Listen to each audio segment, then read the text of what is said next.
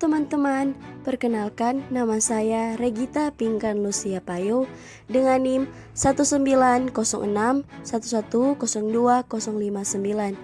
Pada video kali ini, saya akan membahas tentang materi komunikasi. Yang pertama, apa itu komunikasi?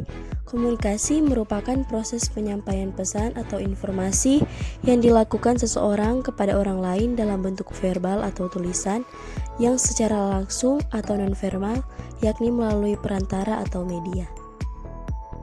Kemudian, fungsi komunikasi.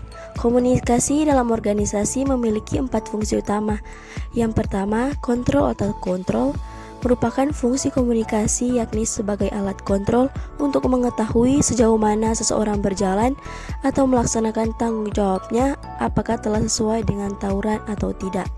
Yang kedua, motivation atau memotivasi. Komunikasi juga sebagai alat untuk memberikan motivasi kepada orang lain ataupun diri.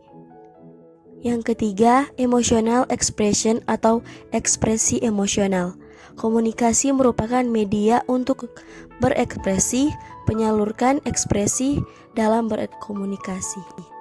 Yang keempat, information atau informasi.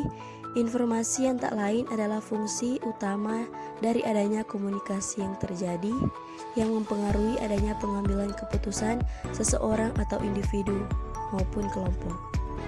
Kemudian ada proses komunikasi. Yang pertama, sender atau pengirim. Kedua, encoding, pengkodean. Ketiga, message atau pesan. Keempat, channel atau saluran. Kelima, receiver atau penerima. Keenam, decoding atau penafsiran. Ketujuh, noise atau gangguan. Dan yang ke-8, feedback atau umpan balik. Kemudian terdapat 3 arah proses komunikasi. Yang pertama, downward communication atau komunikasi ke bawah, yaitu komunikasi yang mengalir dari satu tingkat dalam sebuah kelompok atau organisasi ke tingkat yang lebih rendah. Kedua, upward communication atau komunikasi ke atas, kebalikan dari downward communication, komunikasi yang mengalir ke tingkat lebih tinggi dalam kelompok atau organisasi.